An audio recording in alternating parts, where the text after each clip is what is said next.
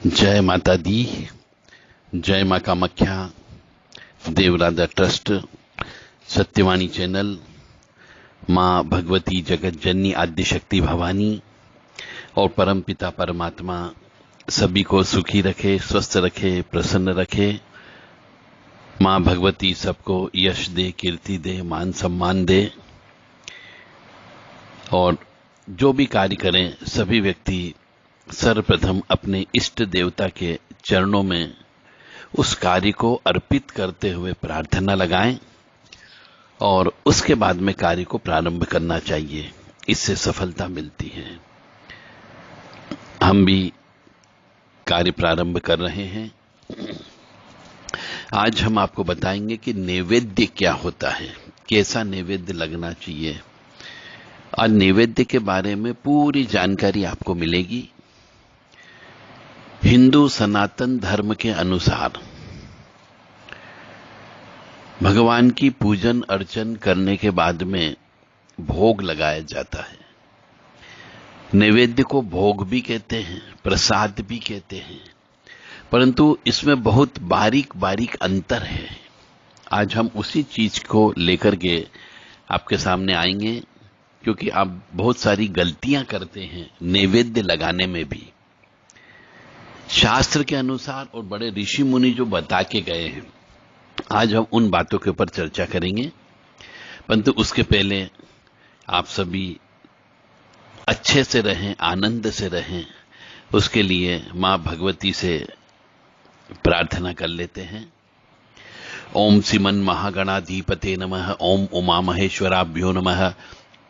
ओम शची पुरंदराभ्यो नमः। ओम वाणी हिरण्यगर्भाभ्यो नमः। ओम लक्ष्मी नारायणाभ्यो नमः। ओम कुल देवताभ्यो नमः। ओम इष्ट देवताभ्यो नमः। ओम ग्राम देवताभ्यो नमः। ओम स्थान देवताभ्यो नमः। ओम स्थापित देवताभ्यो नमः। ओम सर्वेभ्यो देवेभ्यो नमः। ओम सर्वेभ्यो तीर्थेभ्यो नमः। ओम सर्वेभ्यो ब्राह्मणेभ्यो नमः।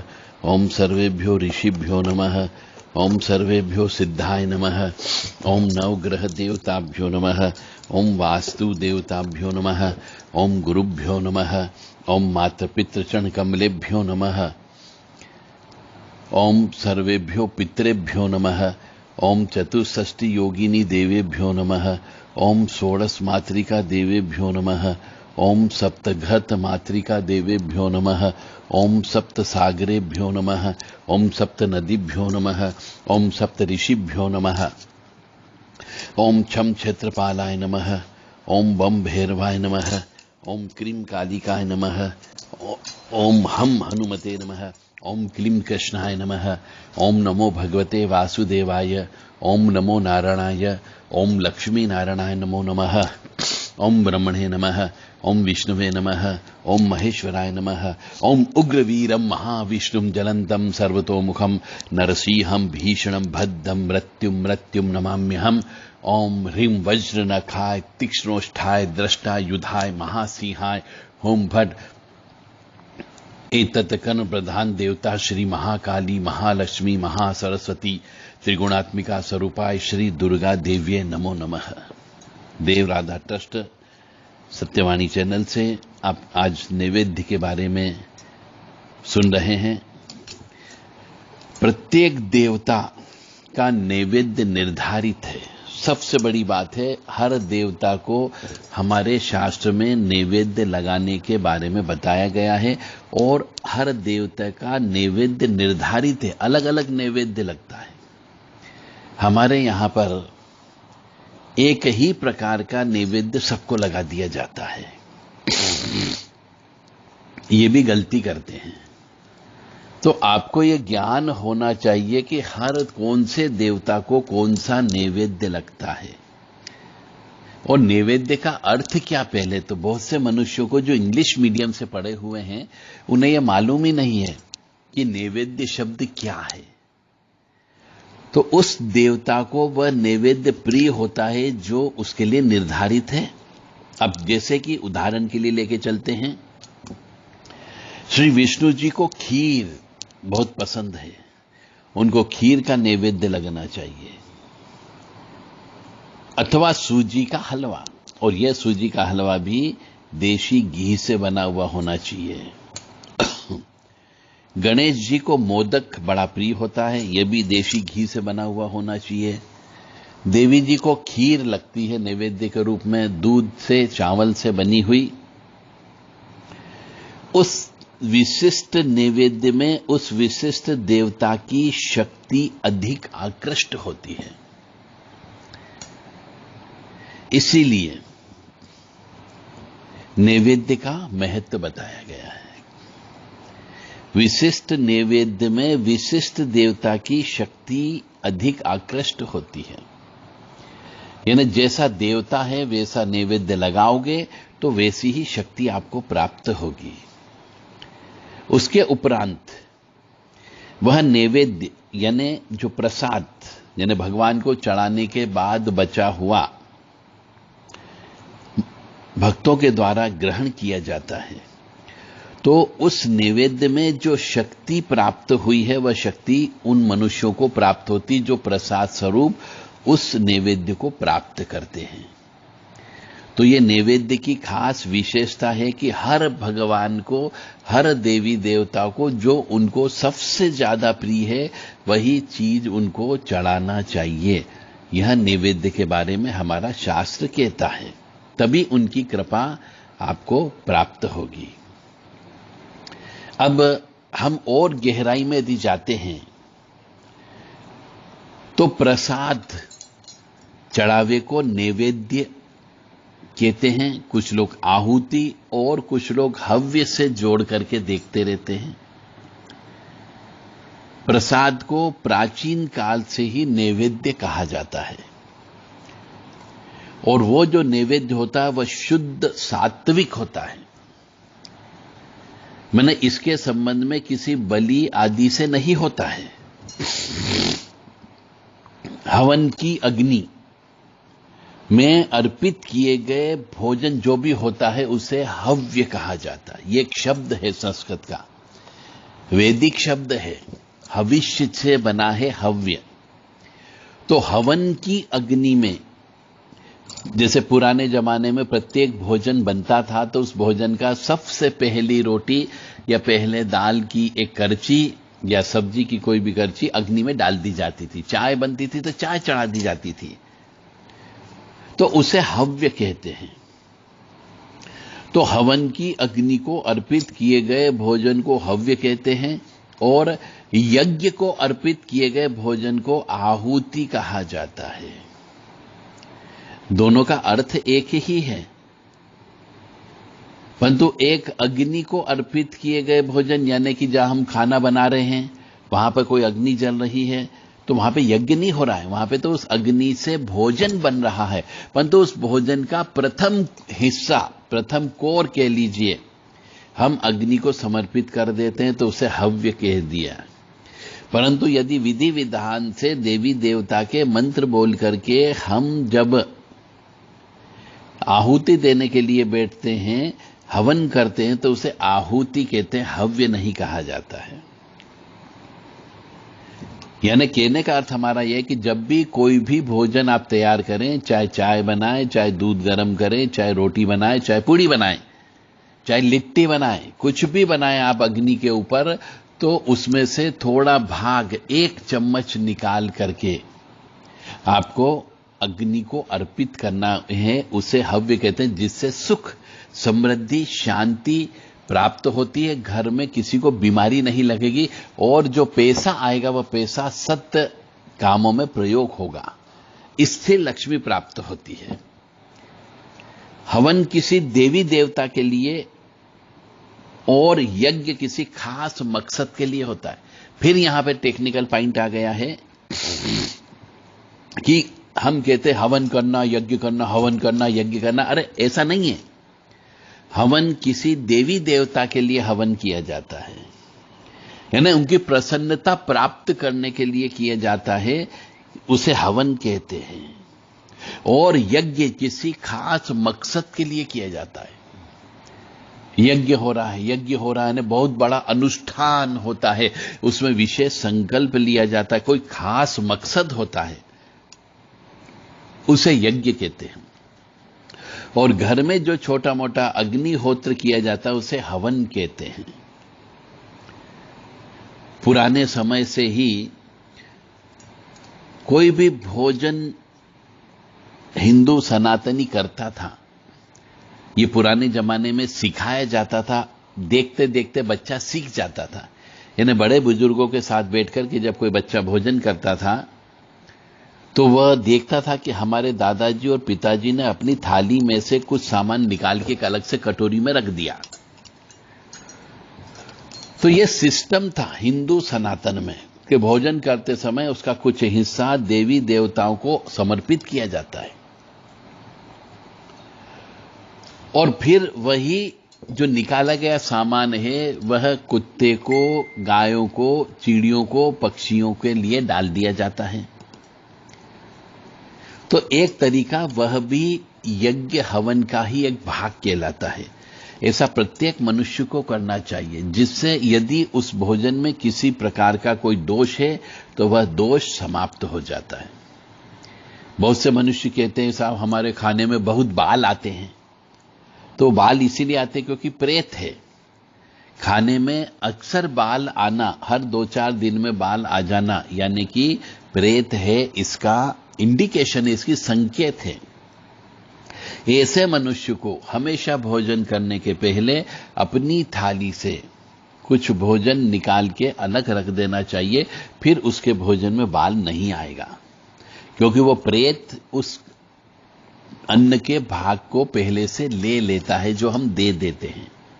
इसीलिए अलग से एक थाली में या कटोरी में या प्लेट में अपनी थाली में आए हुए भोजन में से कुछ सामान अवश्य निकालना चाहिए।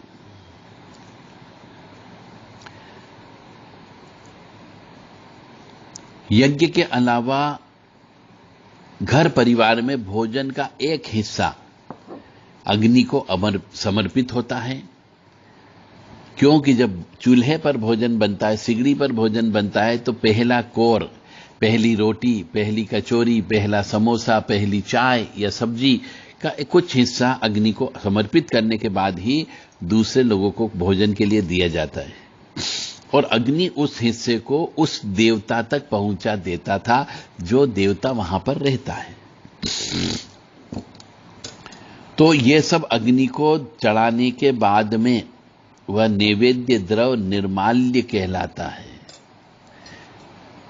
तो यज्ञ, हवन, पूजा और अन्य ग्रहण करने से पहले भगवान को नैवेद्य और भोग अर्पण करने की शुरुआत बहुत वैदिक काल से चली आ रही है। एक ग्रंथ है, शतप्रत ब्राह्मण नाम का एक ग्रंथ है।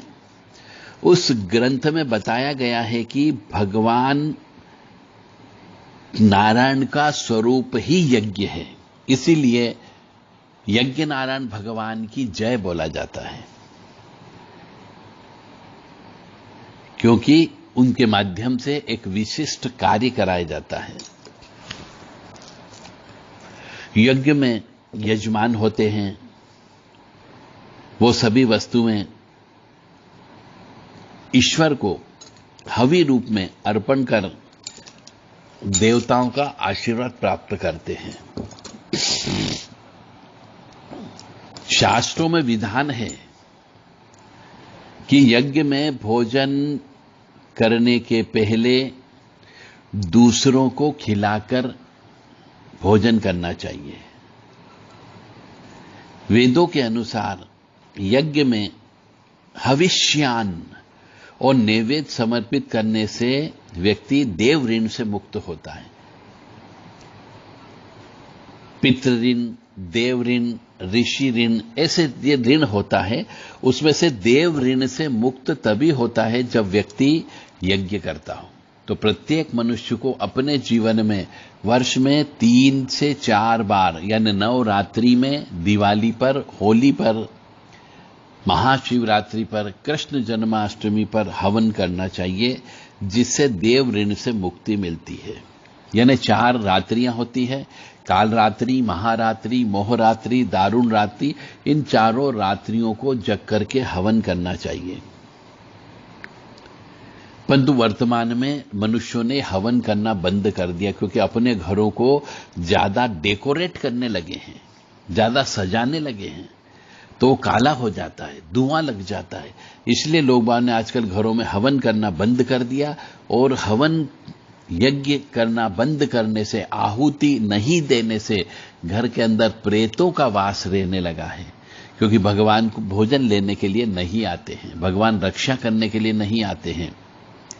इसलिए मेरा आप सबसे विनम्र निवेदन है कि घर में रोजाना थोड़ी सी लकड़ी जला करके उसके ऊपर घी, रोटी, शक्कर, गुड़, खीर, काले तिल ये अवश्य जलाना चाहिए।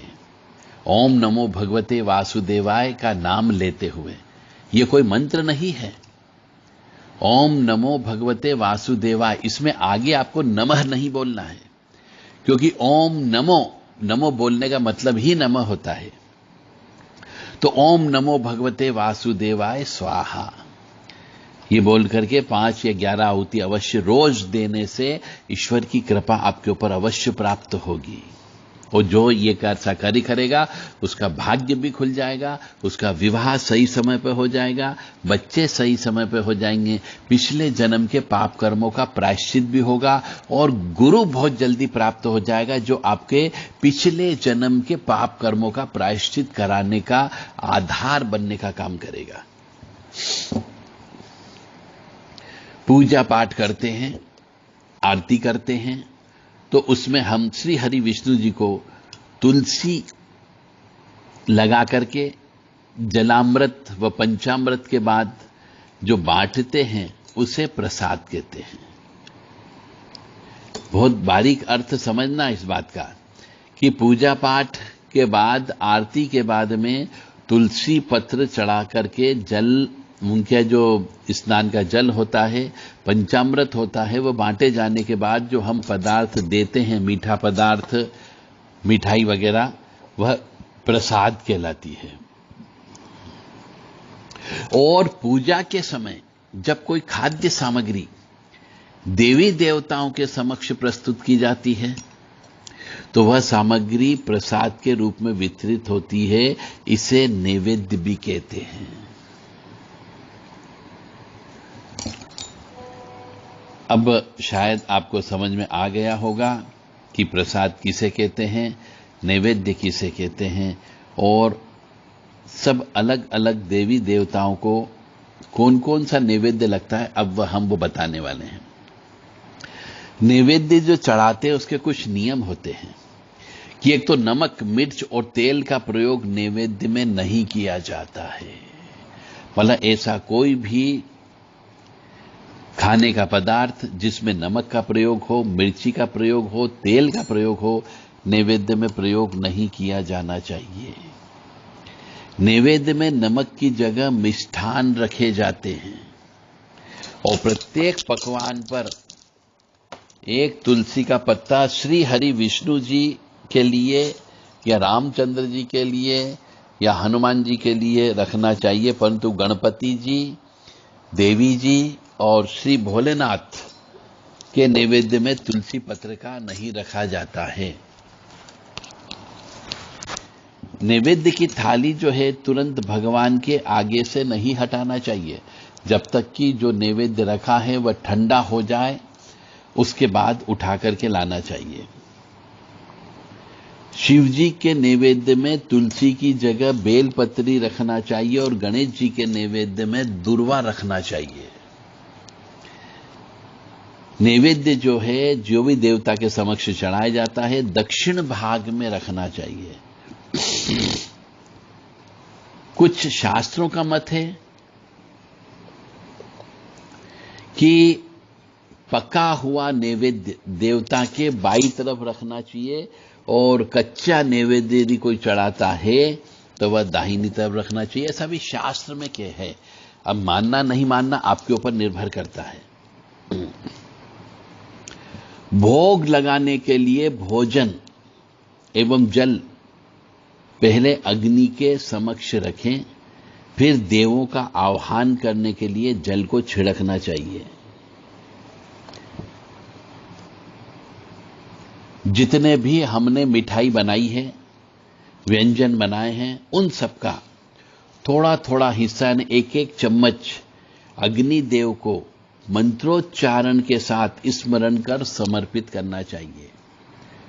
और अंत में देव आचमन के लिए मंत्रोच्चारण से पुनः जल छिड़कना चाहिए और हाथ जोड़ करके प्रणाम करना चाहिए।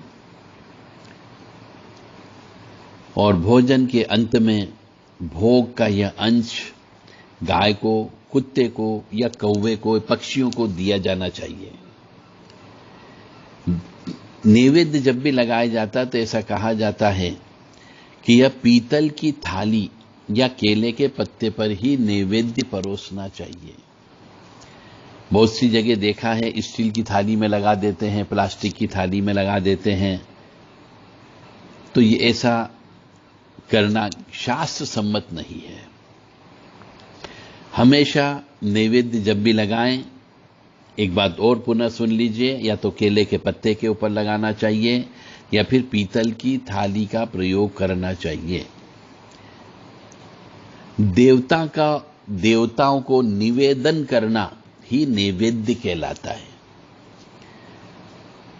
सभी प्रकार के जितने भी प्रसाद में मुख्य रूप से दूध का प्रयोग होना चाहिए, शक्कर का प्रयोग होना चाहिए, मिश्री का प्रयोग होना चाहिए, शक्कर का प्रयोग, नारियल का प्रयोग, गुड़ नारियल का प्रयोग, फल का प्रयोग, खीर, और भोजन में भी जिसमें तेल नहीं हो और नमक नहीं हो, मिर्ची नहीं हो, ऐसे भोजन पदार्थ को आप भगवान के समक्ष नैवेद्य के रूप में रख सकते हैं। ये नैवेद्य के बारे में पूरी हिंदू सनातन धर्म की गहनता से अनुसंधान के माध्यम से सभी जानकारी आप तक पहुंचाने के लिए श्री हरि की कृपा हुई।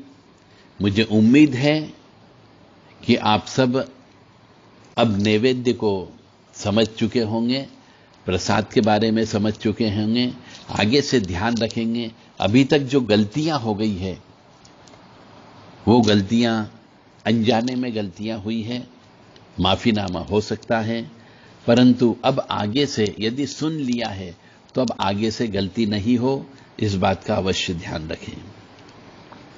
पुनः एक बार और बता देता हूं, भगवान को कभी भी नमक का नैवेद्य नहीं लगाना चाहिए, भगवान को तेल में तला हुआ नैवेद्य नहीं लगाना चाहिए, भगवान को हमेशा मीठा, शुद्ध, स्वच्छ, पवित्र नैवेद्य लगाना चाहिए।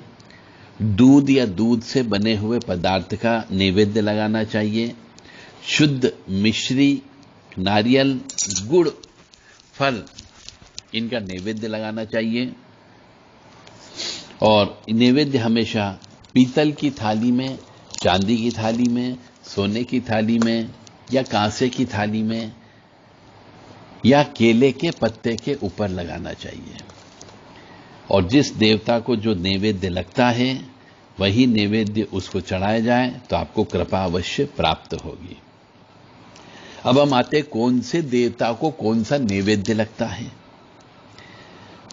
श्री हरि विष्णु जी को खीर या सूजी के हलवे का नैवेद्य बहुत पसंद है, तो जब भी उनकी कोई पूजन अर्चन होती है तो खीर का नैवेद्य अवश्य लगाया जाए। और शिव जी को भांग और पंचामृत का नैवेद्य बहुत पसंद होता है, तो भांग अवश्य चढ़ाना चाहिए, और भांग नहीं है तो पंचामृत तो चढ़ाना ही चढ़ाना चाहिए। मां सरस्वती जी को दूध, पंचामृत, दही, मक्खन, सफेद तिल के लड्डू तथा धान का लावा मां सरस्वती को बहुत पसंद है। इसीलिए जब भी हम लक्ष्मी जी की पूजा करते हैं महालक्ष्मी के दिन, तो धान का लावा आता है वो अवश्य लक्ष्मी जी के लिए ही चढ़ाया जाता है, सरस्वती जी के लिए चढ़ाया जाता है। लक्ष्मी जी को सफेद रंग के मिष्ठान, केसर भात बहुत पसंद होते हैं। और दुर्गा जी को खीर बहुत पसंद होती है, मालपुए पसंद होते हैं, पूरन पोली पसंद होती है, केले, नारियल और मिष्ठान बहुत पसंद है। गणेश जी को मोदक या लड्डू का नैवेद्य लगाया जाता है और श्री राम जी को केसर, भात, खीर, धनिये का प्रसाद अधिक पसंद होता है।